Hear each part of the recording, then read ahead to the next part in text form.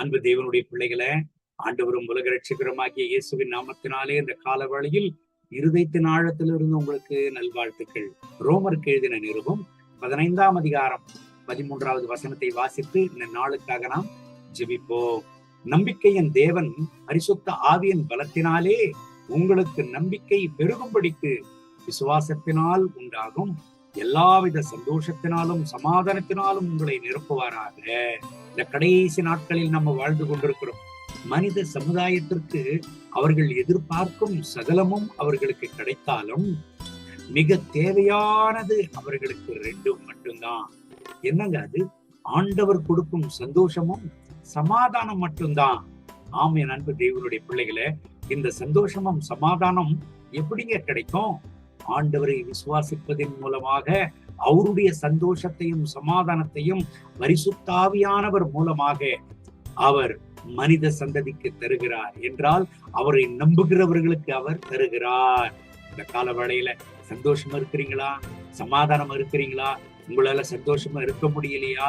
வாழ்க்கையில போராட்டத்தின் மேல போராட்டமா? நல்ல ஒரு விஷயத்தை ஞாபகத்தில் வைத்துக் கொள்ளுங்க.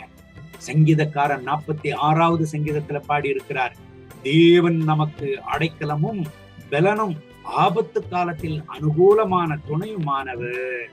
வாழ்க்கையில எந்த சூழ்நிலையிலும் ஆண்டவர் அனுகூலமான துணையுமானவர். அவர் வாக்குதத்தத்தில் உண்மையுள்ளவர், வாக்கு மாறாதவர். அவருடைய பிள்ளைகளை ஒருபோதும் கைவிட மாட்டார்.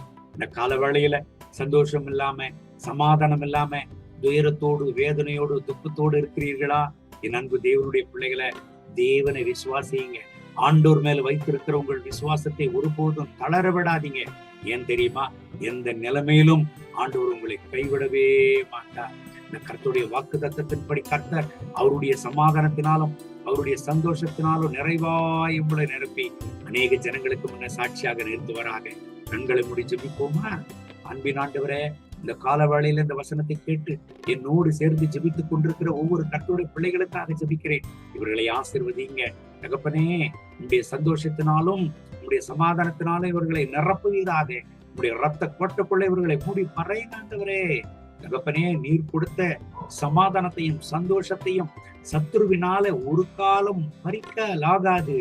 காரணம், நீர் கொடுக்கிற சமாதானம் நிரந்தரமானது, நீர் கொடுக்கிற சந்தோஷம் நிரந்தரமானது, நிலையானது.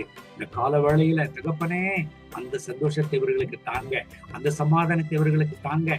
தெய்வனே, உண்மையில விசுவாசமா இருக்கக்கூடாதபடிக்கு, உண்மையில நம்பிக்கையா இருக்கக்கூடாதபடிக்கு என்ன அலைகள் போராட்டங்கள் இவர்கள் வாழ்க்கையில வருகிறதோ அவைகள் அத்தனையும் இப்பொழுது இவர்களை விட்டு நிர்மூலமாக்கும். இவர்களை பலப்படுத்தும், ஆறுதல் படுத்தும், சமாதானத்தை தாரும். உடைய ரத்த கோட்டைக்குள்ள இவர்களை மூடி மறைத்து பலப்படுத்தி இந்த நாள் முழுவதும் நடத்தும். மகிமே கனம் துதி உமக்கே. இயேசுவின் நாமத்தில் கேட்கிறோம் நல்ல பிதாவே. ஆமென், ஆமென்.